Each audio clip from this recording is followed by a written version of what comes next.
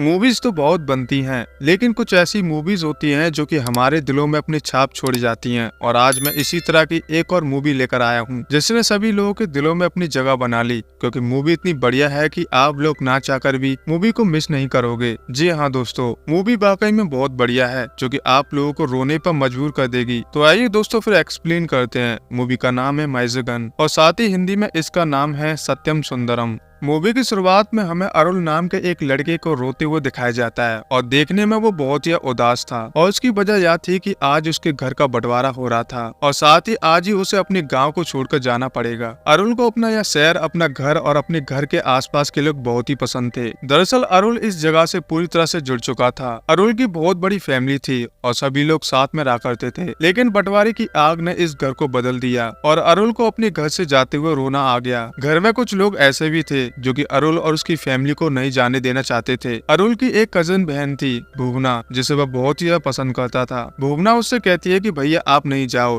लेकिन अरुण को तो जाना ही पड़ेगा, क्योंकि उसके पिता की जिद थी। अरुण के पास एक साइकिल भी है और उसके पिता उससे पूछते भी हैं कि क्या वो उस साइकिल को अपने साथ ले जाना चाहता है, लेकिन अरुण तो साफ मना कर देता है। वो कहता है कि किसी जरूरतमंद को यह साइकिल दे देना। जिसके बाद कहानी 22 साल आगे जाती है, जब अरुण अब बड़ा हो चुका था और साथ ही वह मदुरई में शिफ्ट हो चुका था। अब हमें यह मालूम चलता है कि अरुण की शादी हो चुकी है और उसकी एक बेटी भी है। साथ ही अरुण क्रिकेट का कोच है और बच्चों को क्रिकेट सिखाता है। लेकिन फिलहाल उसके पास एक शादी का इनविटेशन आता है और सबसे बड़ी बात, वो इनविटेशन उसके गांव तंजापुर से आया था। उसके चाचा की लड़की की शादी है, लेकिन अरुण वहां पर जाए या फिर ना जाए यह डिसीजन वो नहीं ले पा रहा था। उसकी बीवी उसे समझाती है कि तुम 22 सालों से अपने गाँव नहीं गए हो, तुम्हें वहाँ जाना चाहिए। उसकी पत्नी उसे समझाती है कि अगर तुम वहाँ पर जाओगे तो बहुत ही अच्छा लगेगा। तो यहाँ अरुण अपनी बीवी की बात मान लेता है और तुरंत ही तंजापुर के लिए निकलने लगता है। बीच में उसे उसके पिता मिलते हैं और वह अपने पिता को भी बताता है कि वह शादी में जा रहा है। वो जाते जाते उसे अपनी घड़ी देते हैं, जिसके बाद अरुण अपने तंजापुर के लिए निकल पड़ता है, जहाँ पर कि वो 22 सालों के बाद पहुंचा था। वहाँ पहुंचने के बाद अरुण को बहुत ही अच्छा लग रहा था, क्योंकि 22 सालों के बाद वो यहाँ पर आया था और उसकी यादें भी जुड़ी हुई थी। वो अपनी पत्नी से बात करते हुए बता रहा था कि उसे यहाँ पर आने पर बहुत ही ज्यादा अच्छा लग रहा है। जिसके बाद वो बस से उस जगह पर जाने लगता है जहाँ पर कि उसके चाचा की लड़की की शादी है। जब वो वहाँ पर जा रहा था तो बस में उसे पांडु नाम का एक बस कंडक्टर दिखाई पड़ता है और यहाँ पर मालूम चलता है कि अरुण के पिता पांडु के टीचर रह चुके थे। यह सुनकर उसे बहुत ही अच्छा लगता है। जिसके बाद रेलवे क्रॉसिंग को पार करते हुए वो उस जगह पर पहुंच जाता है जहाँ पर कि चाचा की लड़की की शादी हो रही थी। यहाँ पर पहुंचकर अरुण को बहुत ही डर लग रहा था कि आखिर वह लोगों से किस तरह से मिलेगा, क्योंकि वह सालों बाद इनसे मिल रहा था। तभी उसकी मुलाकात एक कजिन सिस्टर से होती है। जब वो अरुण से मिली तो उससे मिलकर उसे बहुत ही खुशी हुई और जब वो यहाँ से चली जाती है कि अगले पल एक बंदा यहाँ पर आता है। उसने अरुण की आंखें बंद कर ली थी। वो कहता है कि हम दोनों बचपन में साथ खूब खेलते थे और तुम मुझे बहुत ही अच्छे से जानते भी हो। तो अरुण उससे कहता है कि हाँ मैं तुम्हें जानता हूँ, जबकि अरुण उसे बिल्कुल भी नहीं जानता था। यहाँ पर उस बंदे ने यहाँ पर अरुण से साफ कह दिया था कि अगर आप मुझे नहीं पहचानने वाले थे तो मैं आपसे कभी भी बात नहीं करने वाला था। वैसे तो इस फिल्म में इस बंदे का नाम कुछ और है, लेकिन फिलहाल हम इसे सुंदरम कहकर पुकारेंगे। तो अरुण ने तो सुंदरम को बिल्कुल ही नहीं पहचाना था, लेकिन वो बस उसके सामने नाटक कर रहा था कि वो उसे जानता है। वो इसलिए क्योंकि रात को 9 से 10 बजे के बीच उसकी बस है और फिर वह वापस जाने वाला है। तो इतनी सी मुलाकात के लिए वह आखिर उसे जानने की कोशिश भला क्यों करे। लेकिन सुंदरम तो अरुण के साथ ऐसे बर्ताव कर रहा था जैसे खोया हुआ उसका भाई मिल गया हो। वह पल भर भी अरुण का साथ नहीं छोड़ रहा था। वह हर पल सिर्फ और सिर्फ अरुण के साथ रहना चाहता था, इसलिए वह हमेशा उसके साथ रहकर उससे बात करने की कोशिश कर रहा था। लेकिन यहाँ पर अरुण जैसे तैसे अपने सुक्कू मामा से मिलने के लिए पहुंच जाता है और अरुण को देखकर सुक्कू मामा को बहुत ही खुशी हुई। सुक्कू मामा उन लोगों में से थे जो चाहते थे कि अरुण की फैमिली कहीं भी न जाए, वो यहीं पर रहे।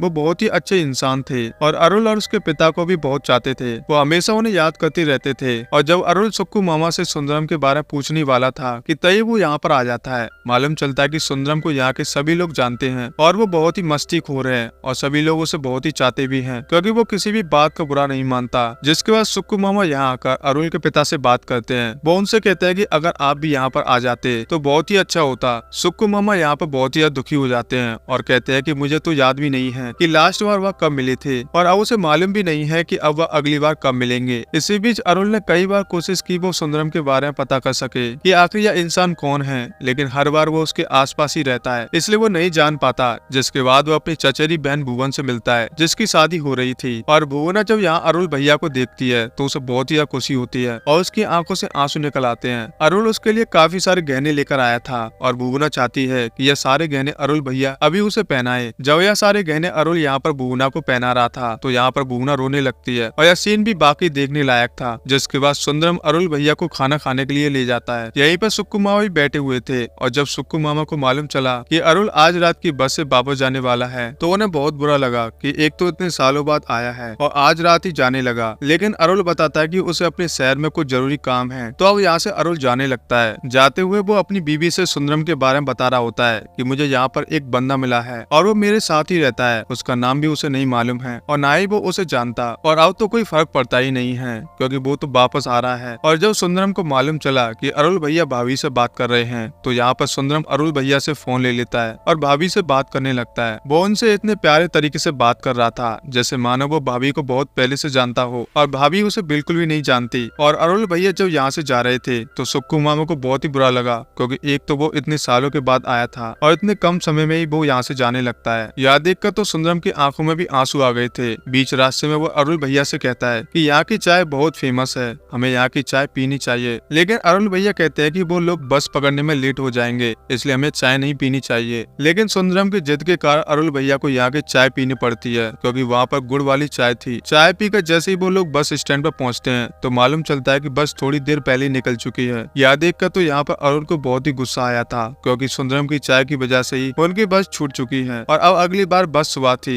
लेकिन अरुल वापस तो नहीं जाने वाला था। सुंदरम उनसे कहता है कि आप मेरे घर चलिए, लेकिन यहाँ पर अरुल कहता है कि वो यहीं पर किसी आसपास की लॉज में रह लेगा। सुंदरम उसे लॉज दिखाता है लेकिन उन लॉज में बहुत ही गंदगी थी जिस वजह से अरुल को वो लॉज बिल्कुल भी पसंद नहीं आता और अब ना चाहते हुए भी अरुल को सुंदरम के साथ उसके घर जाना ही पड़ता है। तो जब वो लोग घर जा रहे थे तो यहाँ पर सुंदरम बहुत ही खुश था क्योंकि यहाँ पर अरुल भैया उसके साथ थे और वो उनके घर जा रहे हैं। वो अपनी बीवी के पास भी कॉल करके बता देता है कि वो अपने घर पर अरुल भैया को साथ लेकर आ रहा है। थोड़ी देर के बाद ही वो लोग सुंदरम के घर पहुंच जाते हैं। वहाँ पर सुंदरम की पत्नी से मिलते हैं। मालूम चलता है कि सुंदरम की पत्नी अरुल भैया को बहुत ही अच्छे से जानती है। वो यहाँ पर अरुल भैया को बताती है कि यह आपके बारे में बहुत बात करते हैं, लेकिन अरुल को बहुत ही अजीब लग रहा था। वो इसलिए क्योंकि वह सुंदरम को नहीं जानता है और उसे अपने फ्लैशबैक की कुछ बातें याद भी नहीं है, इसलिए दीवार पर लगी कुछ फोटोज के द्वारा वो याद करने की कोशिश करता है कि आखिर यह बंदा कौन है ताकि वो इसे पहचान सके। लेकिन दीवार पर लगी फोटोज के द्वारा तो उसे कुछ भी नहीं पता चलता। वो सुंदरम से पूछ भी नहीं सकता था कि आखिर वह कौन है क्योंकि इतना सारा वक्त साथ में बिता जो लिया। इसलिए अब अरुल भैया तो सुंदरम से बिल्कुल भी नहीं पूछ सकते थे कि आखिर वह कौन है। जिसके बाद वो लोग शराब पीने लगते हैं और यहाँ पर बहुत ही सारी बातें भी करने लगते हैं। सुंदरम यहाँ पर अरुल भैया से कहता है कि उसकी बचपन से इच्छा थी कि वो हमेशा आपके साथ रहे और आपकी तरह रहे और आपकी तरह ही बने। जिसके बाद सुंदरम अरुल भैया को अपनी सांड से मिलवाने के लिए ले जाता है। वो बताता है कि जब इस सांड को वो उसने अपने घर लेकर आया था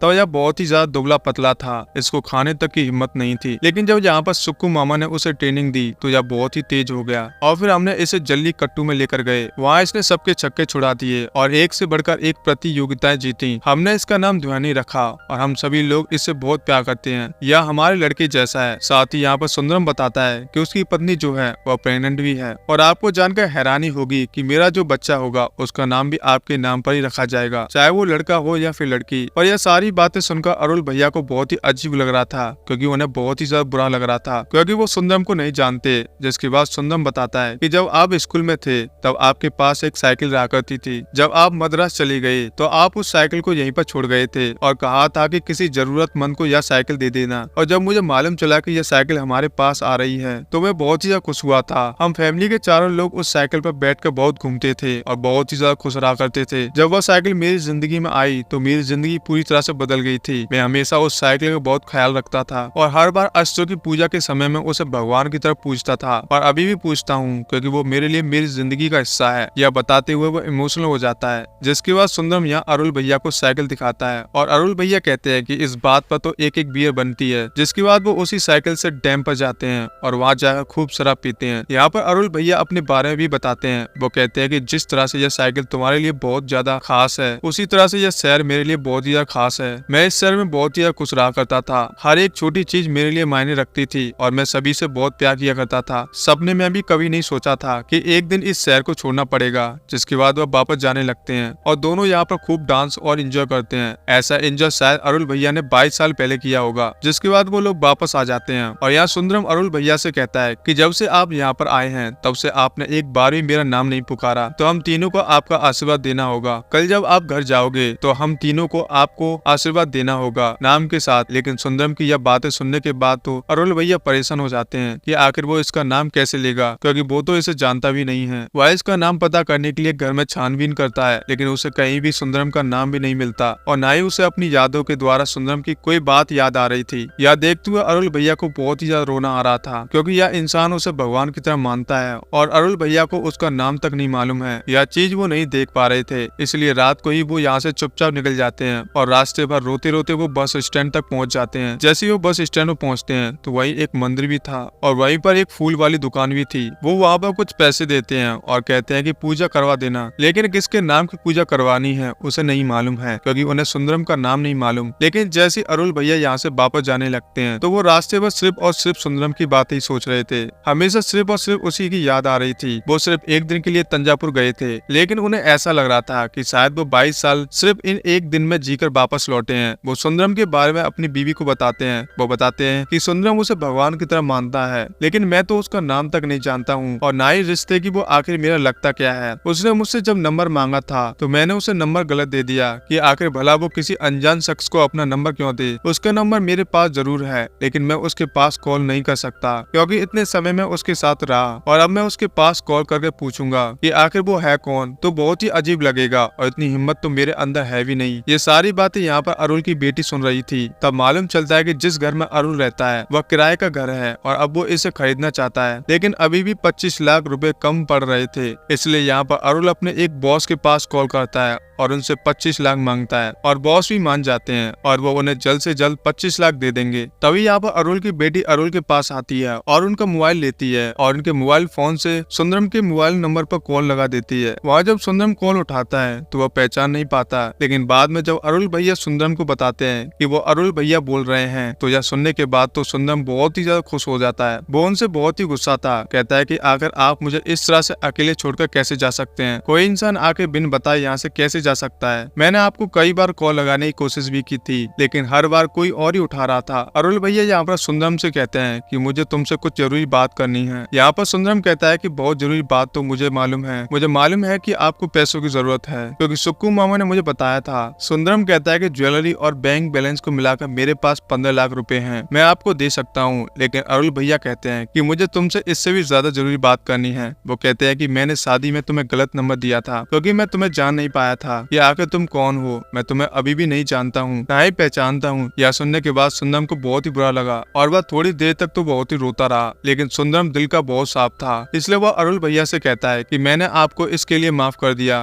लेकिन आपको भी मुझे माफ करना होगा। वो इसलिए क्योंकि उस रात जब हमारी बस छूटी थी तो वो बस जबरदस्ती मैंने छुड़वाई थी, क्योंकि मैं नहीं चाहता था कि आप इतनी जल्दी चले जाओ। जिसके बाद वो फ्लैशबैक की स्टोरी बताने लगता है। वो कहता है कि मैं अपने घर से आपके घर पर आया था, हमारी बहुत बड़ी फैमिली थी और मैं आपके साथ ही आपके साथ रहा करता था। हम बहुत सारे लोग आपके साथ रहते थे, सारे बच्चे आपके साथ ही खेलना पसंद करते थे और आप सभी को बहुत ही अच्छे से खिलाते भी थे। जब हम लोग मार्केट जाया करते थे सब्जी लेने के लिए तो आप सभी को सब्जियों के नाम दे दिया करते थे, ताकि हम लोग सब्जियों के नाम ना भूलें। जैसे भुवना का नाम कीला था और सुंदरम के बड़े भाई का नाम गोभी था, लेकिन आलू किसका नाम था यह बात अरुल भैया को नहीं मालूम थी। थोड़ी देर के बाद ही उन्हें याद आ जाता है कि आलू किसका नाम था, लेकिन वो सुंदरम से कहते हैं कि यह चीज तो मैं तुम्हें मिलकर बताऊंगा। लेकिन उनके बीच में अब सब कुछ ठीक हो गया था। सुंदरम ने तो उन्हें पहले से माफ कर रखा था, इसलिए वो कुछ दिनों के बाद तंजापुर जाते हैं। तो वो सबसे पहले सुंदरम के घर पर पहुंचते हैं। वो सबसे पहले यहाँ पर मंदिर पर आरती करवाते हैं और तुरंत ही सुंदरम के घर पर पहुंच जाते हैं। बहुत देर तक तो वो दरवाजा नहीं खोल रहा था, लेकिन आखिर में जब यहाँ पर अरुल भैया ने सुंदरम का नाम पुकारा तो यहाँ पर सुंदरम ने तुरंत ही दरवाजा खोल दिया और मालूम चलता है कि सुंदरम का नाम दरअसल में मियाजगन था।